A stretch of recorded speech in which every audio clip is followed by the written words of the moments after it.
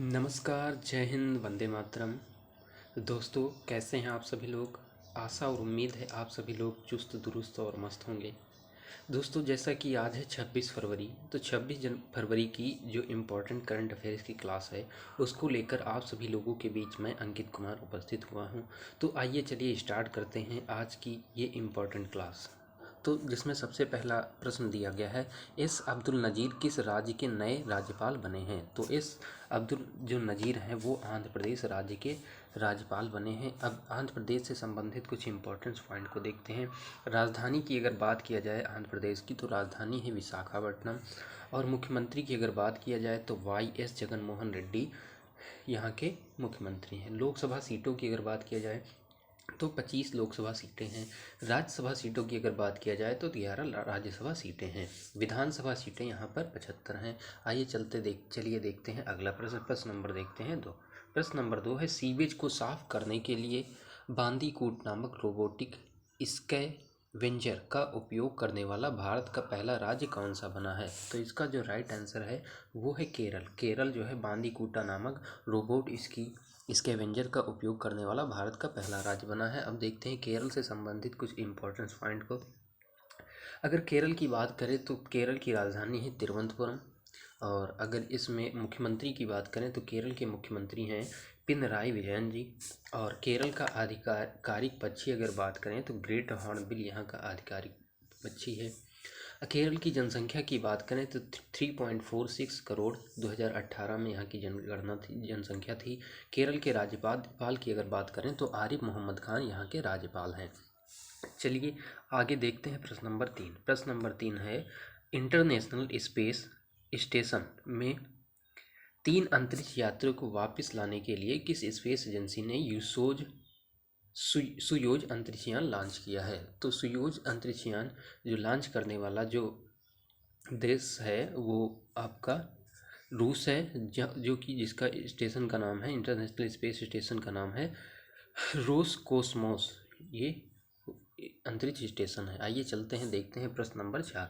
प्रश्न नंबर 4 कहता है, इंटरप्रेन्योर ऑफ द ईयर 2022 का खिताब किसने जीता है। तो इंटरप्रेन्योर ऑफ द ईयर 2022 का खिताब सज्जन जिंदल जी ने जीता है। अब देखते हैं प्रश्न नंबर 5। प्रश्न नंबर 5 कहता है, केंद्र सरकार ने महाराष्ट्र के औरंगाबाद शहर का नाम बदलकर नया नाम क्या कर दिया है। तो केंद्र सरकार ने जो औरंगाबाद शहर का नाम था वो बदलकर छत्रपति संभाजी महाराज कर दिया है। इसी के साथ चलते हैं देखते हैं अगला प्रश्न। प्रश्न नंबर देखते हैं 6। विश्व पुस्तक मेला 2023 कहाँ आयोजित हुआ है। तो विश्व पुस्तक मेला 2023 का आयोजन नई दिल्ली में हुआ है, जो कि भारत की राजधानी है। इसी के साथ चलते हैं प्रश्न नंबर देखते हैं 7। प्रश्न नंबर 7 है, भारत और श्रीलंका के बीच 7वीं वार्षिक रक्षा वार्ता कहाँ आयोजित हुई है। तो भारत और श्रीलंका के बीच जो 7वीं वार्षिक रक्षा वार्ता हुई है वो नई दिल्ली में हुई है। अब इस बैठक के बारे में कुछ इंपॉर्टेंट पॉइंट को देखते हैं। बैठक के दौरान दोनों देशों के बीच चल रहे रक्षा सहयोग गतिविधियों की समीक्षा की गई है। भारत की तरफ से इसकी अध्यक्षता गिरधर अरमाने जो कि रक्षा सचिव है ने किया है। अगर श्रीलंका की बात किया जाए तो श्रीलंका की अध्यक्षता जनरल कमल गुणरत्ने जी ने किया है। अब देखते हैं अगला प्रश्न। प्रश्न नंबर देखते हैं 8। Hollywood critics association film award में बेस्ट इंटरनेशनल फिल्म का पुरस्कार किसने जीता है। तो जो भी हाल ही में एक फिल्म आई थी RRR, उसने ये खिताब जीता है। बेस्ट इंटरनेशनल फिल्म का पुरस्कार RRR ने जीता है। इसी के साथ चलते हैं अगला प्रश्न देखते हैं। प्रश्न नंबर देखते हैं 9। RR फिल्म के निर्देशन अगर पूछे तो निर्देशन SS राजामौली हैं। फिर देखते हैं प्रश्न नंबर 9। संगम युग से संबंधित कलाकृतियों के प्रदर्शन के लिए कालीदारी साइट संग्रहालय की स्थापना कहाँ किस राज्य में की जा रही है। तो संगम युग के संबंधित जो कलाकृति है उसके लिए कालिदासी साइट संग्रहालय की स्थापना तमिलनाडु राज्य में की जा रही है। तमिलनाडु से रिलेटेड कुछ इंपॉर्टेंट पॉइंट की बात करते हैं। तमिलनाडु की राजधानी चेन्नई है। तमिलनाडु के मुख्यमंत्री की अगर बात किया जाए तो तमिलनाडु के मुख्यमंत्री मुथुवेल करुणानिधि स्टालिन हैं। तमिलनाडु के गवर्नर की बात किया जाए RN रवि जी यहाँ के गवर्नर हैं। अब देखते हैं अगला प्रश्न 10। 14वीं एशियाई बॉलिंग चैंपियन 2023 में भारतीय महिला लॉन बाउल्स टीम ने कौन सा पदक जीता है? तो जो एशियाई बॉलिंग चैंपियनशिप 2023 है, उसमें स्वर्ण पदक भारतीय लॉन बॉयल्स टीम ने जीता है। अब इसका अगर आयोजन के स्थल की बात किया जाए तो इसका आयोजन स्थल मलेशिया में हुआ है। अब देखते हैं प्रश्न नंबर 11। प्रश्न नंबर 11 कहता है केंद्रीय रिजर्व पुलिस CRPF द्वारा वर्ष 2023 में अपना 84वां स्थापना दिवस समारोह किस राज्य में आयोजित किया जाएगा? तो इसका जो 84वां जो स्थापना दिवस है वो छत्तीसगढ़ राज्य में आयोजित किया जाएगा।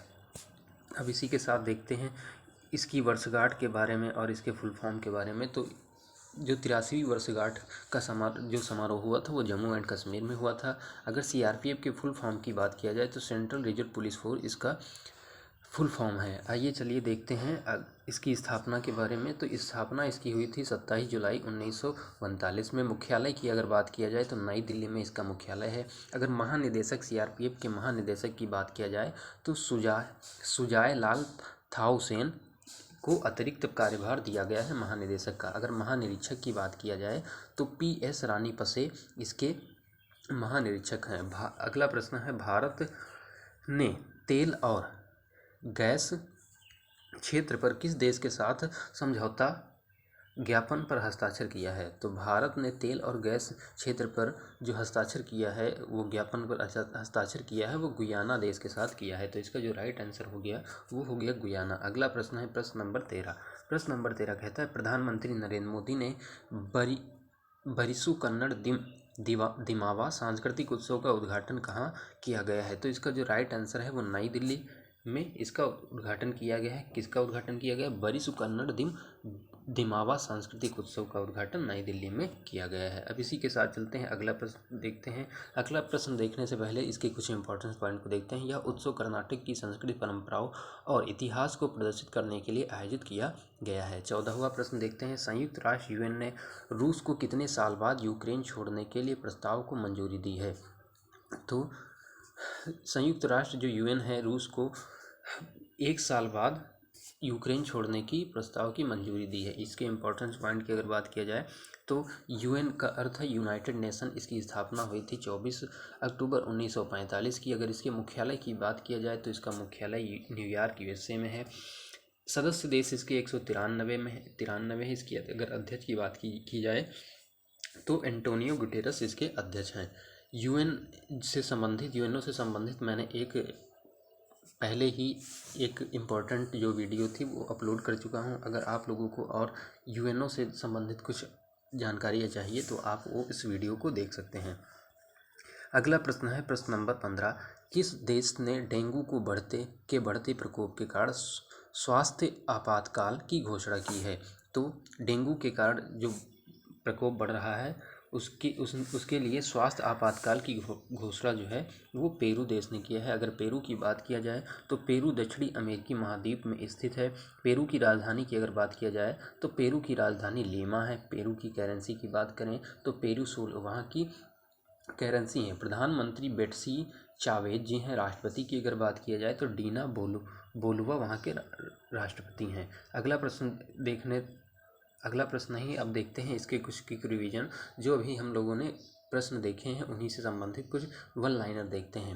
S अब्दुल नजीर किस देश के नए राज्यपाल बने हैं? तो इसका जो राइट आंसर अभी पीछे आया है वो आया है आंध्र प्रदेश। दूसरा प्रश्न था सीवेज को साफ करने के लिए बायोटिक स्कैवेंजर बांदीकूट का उपयोग करने वाला भारत का पहला राज्य कौन सा बना है? तो केरल इसका राइट आंसर है।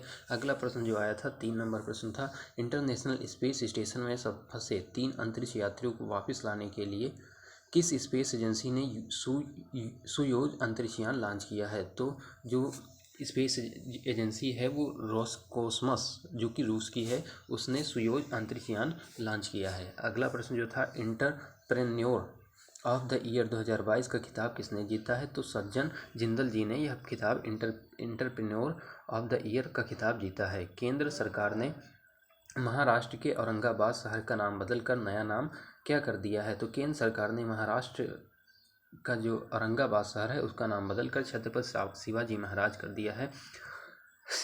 छत्रपति संभाजी महाराज संभाजी नगर कर दिया गया है। विश्व पुस्तक मेला 2023 कहाँ आयोजित हुआ है? तो विश्व पुस्तक मेला 2023 का आयोजन नई दिल्ली में हुआ है। अगला प्रश्न देखते हैं। प्रश्न नंबर जो था 7 नंबर, भारत और श्रीलंका के बीच 7वीं वार्षिक रक्षा वार्ता कहाँ आयोजित की गई है? तो भारत और श्रीलंका के बीच जो 7वीं वार्षिक वार्ता है वो नई दिल्ली में आयोजित की गई है। 8वां प्रश्न था, Hollywood critics association film award में बेस्ट इंटरनेशनल फिल्म का पुरस्कार किसने जीता है? तो RR जो हाल ही में आई प्रश्न जो फिल्म है उसने यह खिताब जीता है।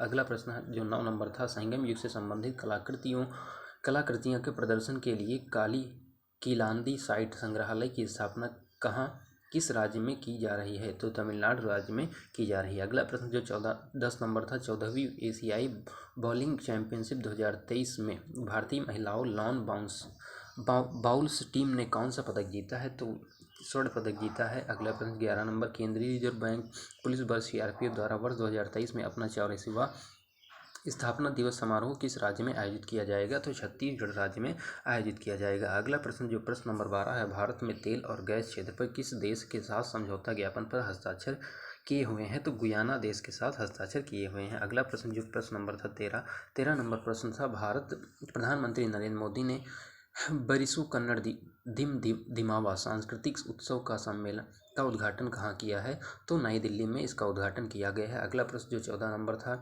संयुक्त राष्ट्र UN ने रूस को कितने साल बाद यूक्रेन छोड़ने के लिए प्रस्ताव को मंजूरी दी है? तो 1 साल बाद यह मंजूरी दी गई है।